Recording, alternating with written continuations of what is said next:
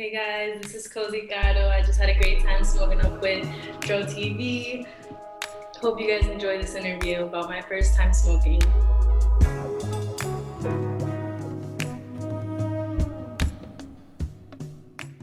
Welcome to My First Time, the show about your first time getting high on marijuana.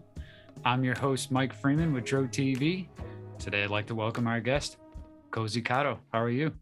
Hello, I'm doing great. How are you? I'm doing well, thank you. You can find more of Caro on Instagram at the Cozy Caro. It's probably Caro, right? Like the Spanish, right? Yeah, that's the accurate pronunciation. Yeah, that's the accurate. Yeah, my gringo is showing. But Cozy, thanks for coming on the show today. Let everybody know where you're located and a little bit about what you're doing in the cannabis community. Well, I'm based out of Miami, Florida, but I kind of bounce back and forth between Miami and Colombia. There's a growing cannabis community out there too, so I'm definitely getting the foot in the door over there. And then I do cannabis events. So, sponsorship coordination for brands, designing the event spaces, promoting the events as well. That's what I do. Public relations and event coordinating is my forte, and I really enjoy creating the content at these events. And like bringing it to more eyes around the world and bringing stoners together. That's what I do. Excellent. I love it. And we thank you for being one of those people that bring stoners together. Before we get into your first time story, what you smoking on right now? Now, I just went to MedMen down in South Beach, and I got some. I already forgot. I'd rarely go there, to be honest. I like hybrids and sativa leaning, and okay. I got chocolate haze and Bananji. Okay. I like MedMen because they carry strains like with those kind of names, like a little bit more well-known, like more well-researched genetics, and they offer like really good terp profiles. But I heard that it's like they technically don't have a license to distribute right now. I'm so confused on their like status as a dispensary in Florida. Well, hey, if they got the good shit, I don't need a license. If my license expires, that doesn't mean I don't know how to drive the car anymore. So, Exactly. Awesome. Well, you've got your smoke. That's great. I do want to get more into the events and the community outreach you're doing, but the show is my first time, Caro. So please let us know about the first time you got high. So this was way back in high school. Just kidding, I'm not that old. This was like 6 years ago. And that's when I first tried it. I was like 16 or 17, I want to say. So sophomore or junior in high school. And I say it with such vagueness because during that period of my life, I was like, it was the onset of a chronic illness for me. And that kind of, it made my mental faculty a little bit like foggy. Okay. And that's kind of actually why I tried cannabis, because of its medicinal properties. I was always really into healthcare. I grew up with doctors in the family. And that was a good thing and a bad thing because I knew that pharmaceuticals, they have their negative side effects. Especially when it comes to psychiatric medication, it's still like largely unestablished in terms of like research and like long-term effects. So I did some self-medication and I hit up my friend's boyfriend, who was a plug at the time, and he got his stuff from Cali, and I was like, okay, so it's a reliable source, not lace stuff, it's a person I know. Let's go. And I bought it. I bought like 1 gram. It came in the back of a highlighter. They brought it to the class. Don't try this at home, kids. Don't do this. Wait till you get your med card. And then it came in a little highlighter. Like I remember having to open up the back of the highlighter. They even like gave me instructions written down in paper. I was that friend, and they were like, "This is how you make an apple pipe. Like, you stick the little pen in through there. Make sure this, all that good stuff." And I just like smoked it by myself. That was my first time in the garage. A little bit of bud, apple pipe, and that was it. That was it. So you got high the first time? I did. Okay. Um, I was by myself, so I didn't know like all the rules to inhaling, but I did my research. I did my research, and I remember like seeing it's best to hold 3 seconds, things like that.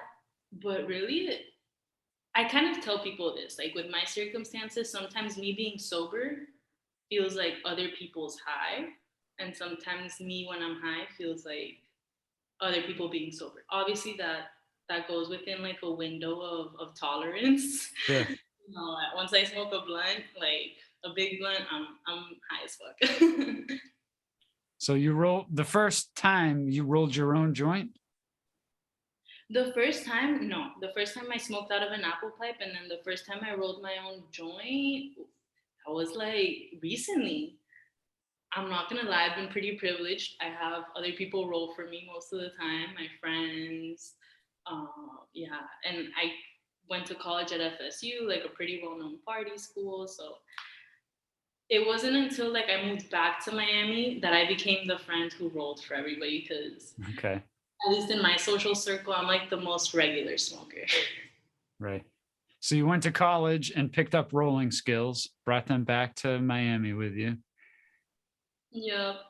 And then just practice. I'm still like, getting better at it every day and day. I did the joint rolling competition for Binks, Okay.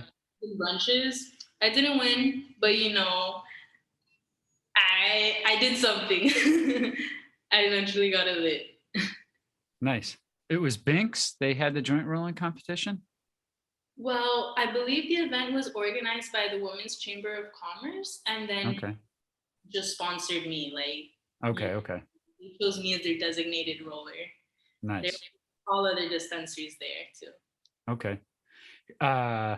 We interviewed Kyrie from the Florida Hemp Olympics, and they have an event, a joint rolling event.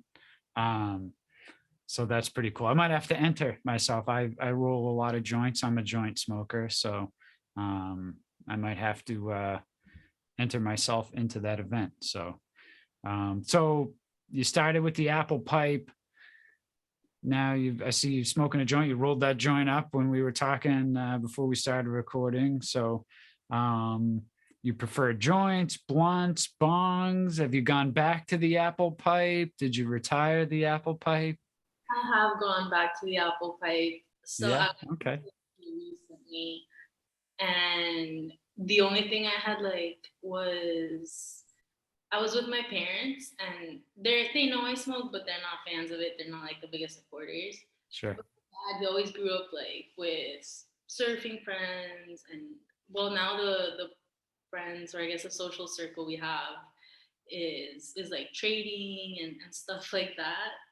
So they had brought a little bit of bud, but no papers, and I had brought hash. And so I saw the craziest thing, like, and this is what got me back into apple pipes. Well, they did a regular apple pipe, but then on top of that, they put like two metal knives, like on a stove, I don't even know how to describe it. And then they put the hash on one of the knives, and then the other knife on top, and then that like evaporated, and then they inhaled that, and that's how they. I didn't try it because I was like, I don't know about all that. Yeah. Yeah. It was really interesting to observe like how resourceful stoners can get, when you gotta smoke up. Yeah. Hey, we're teaching the world how you can grow stuff indoors. We're working with the company on food forests, being able to have a self-sustaining food forest in your backyard, permaculture. Hey, everybody, I want to quickly mention Food Forest Abundance. Food Forest Abundance is a great way to create your own self-sustaining food forest and naturally occurring ecosystem that's commonly found in nature, but designed specifically for you. Through multiple layers of trees, shrubs, herbs, vines, rhizomes, mushrooms, and perennial vegetables, you can become your own supply chain without the typical maintenance required of a garden. From small spaces to large areas, both urban and suburban, Food Forest Abundance wants us to get back to our roots in nature by engaging with our food production in a meaningful way. For more information, click on the link in the description below and start your journey today. Okay, let's get back to today's episode. And the company that I'm affiliated with, the owner says if it wasn't for cannabis, we wouldn't be able to teach people how they can grow food indoors, small little lamp closet setup. So, hey, people say that today, like you're taking like it's so crazy. I was thinking about this earlier as I was driving. I was like, this is quite the juxtaposition, but hear me out. So like NASA through space travel and all that, we've developed a lot of technologies we now use on our like day-to-day life, like diapers. A lot of these things come from space travel. And I was like, yo, obviously I was high. And I was like, cannabis, the cannabis like community does the same thing. Like sure. we're advancing technology on so many ways, like specifically for just consumption, but then also I'm sure these technologies can like contribute to other things. Sure. And like, the growing, like it's been shown in marketing research that among cannabis consumers, like pottery, gardening, and all that stuff is like a huge overlap. Yeah. I can see it too. Um, I eventually would like to grow some marijuana plants, but until then, I've got buddies that grow it and they're really successful. So division of labor, I'll let them grow it. I don't need to figure out how to grow it. So, so how'd you get into event planning and doing what you do in the cannabis community? That works out with your buddy. But yeah, I got into events ever since I was little, to be honest. Like I said, I have a good relationship with my father. He grew up in radio television industry. My whole childhood, I grew up going to concerts, community events, like radio hosted things of that nature, like family fairs. I grew up in also like a church. So, like seeing the festivals they hold, bazaars, like it's always been something in my life. And as being part of all these communities, I've always volunteered my time and like however I can, just because I also really enjoy like sharing with people, just connecting with people. I'm a huge listener, even though I love talking, but I just like hearing about like I'll just today I was at the dispensary and I'm just like hear people talk, tell me about their day, like the bud tender, like what are your interests, like what do you do outside of this place that you work from like 9 to 5 or whatever. Um, and then I went to college and well I entered college and I started throwing parties myself. I started connecting circles of friends, like the photographers with the ones who play music, with the ones who have the capital to invest in these events, with the communities and other neighboring like locals, like connecting Tallahassee to Miami, things of that nature. And then once I came back to Miami, back to my roots, I took some time, like a gap year almost, to invest in the cannabis industry. And I saw that that was my niche. Like that's how I can give back. Organizing these events, designing beautiful spaces. I learned about designing these spaces with my aunt. She's an event planner in Colombia, and she's kind of been the co-founder of Cozy Caro, and it's been a beautiful experience. I like truly have so much love for it, the community, and just like the fun of it. Like it is a business, it's an industry, but there's so much beauty in it still as it's like blossoming. Sure. Before like that sucked out of it to become what things typically become, like these machines. I was like, I really want to have a part in this fun. Yeah. Awesome. And so you put on events in Colombia as well. They're cannabis related events. Yeah. So right now this legislation is being passed.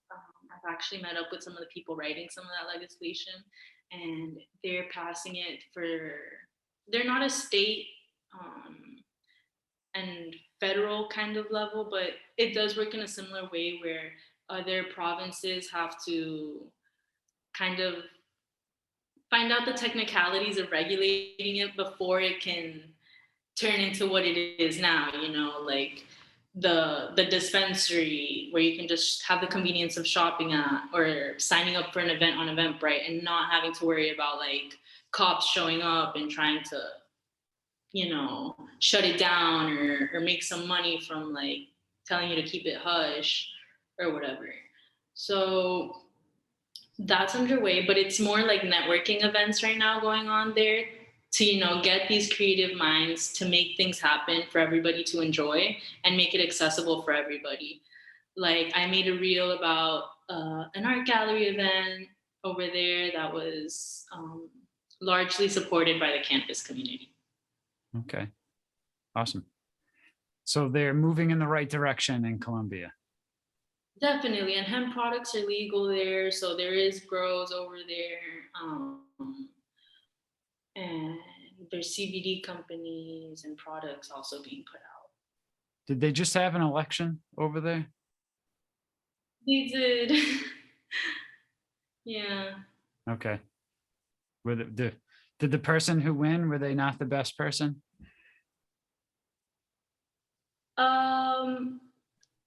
I live over here, to be honest with you. I've spent my whole life here. I travel there for more like I think that depends on the perspective, to be honest. Okay. The best for who, Sure. Yeah. Yeah. Yeah. Everybody likes to tell Florida how to live. But we're down here living it. So, Florida. I love Florida. No matter what anybody says, the more I travel, I'm like, I love my home. Yeah. I like it here. I'm telling you, like places like Singapore, Australia, beautiful. Love your country. Amazing infrastructure and like structures. But this is my home. I don't know. It's where I just lock in and find my groove. Yeah. So let's talk about the most recent event you have coming up. It's the Puff Puff Picnic. Yep. The Puff Puff Picnic is coming up. It's going to be here in Miami. And it's a bit of a limited space, so make sure you RSVP as soon as possible or reach out to me if you'd like your brand to be a part of it. We still have a couple of sponsorship opportunities available, but it's going to be a networking event space that showcases our artistic capabilities in terms of design and content creation. But yeah, it's going to be a nice experience for the local community to get to know each other and connect on an artistic level. Awesome. And how many tickets are there for this event? For this one, we have a capacity of 35. Okay, nice. It's a private pop-up event. Okay. So I think this episode is going to air after the event, but we will make sure that we have all the information that we've posted it, on Dro TV. So when you're watching this, you should have already seen this event. And if you're in Miami, you should have made sure you've RSVP'd. And also, if you go and follow Cozy on Instagram, you'll make sure that you don't miss any of these events in the future either. So you want to make sure you're doing that. So Cozy, what are some of your future ambitions in the industry? It sounds like you love Miami, so I think you're building your community down there. What are you looking forward to with cannabis and the community in Miami? So I'm really looking to bring out brands from all over who are interested in supporting our community down here. As everybody knows, Miami is growing as a city on all levels, and I don't want the cannabis community to fall behind on all the opportunity that there is to be had. And also the sophistication of cannabis. I like to bring that a lot to the forefront. So that's what you guys can expect from me, just beautiful event spaces that, tailor to the community and are very inclusive, really, as private as these events can get or the nature of them. I wanted there to be something for everybody, like no, like I said, I like to get to know people and hear what it is that makes them feel alive. And I want them to connect with that at these events. So there will be events for everything, So if perhaps Puff Puff Picnic isn't your sort of thing, stay tuned because there might be something coming up. Or reach out to me. I'm always excited to hear feedback, positive or negative, as long as it's constructive and respectful. I'm here for it. I just want to work together with people to make this something great. Awesome. Well, we're glad there's people like you out there doing events, connecting people, building a community. So, Cozy, it's been awesome speaking with you. Let everybody know the best place that they can find more of you. Instagram at the Cozy Caro. Excellent. And for those of you watching this on YouTube, make sure you go down there and smash the like button for Cozy and leave a comment as well. And make sure you are subscribed to Dro TV on YouTube, because otherwise you'd miss awesome guests like Cozy here. So that's it for today. Cozy, thanks again for coming on Dro TV.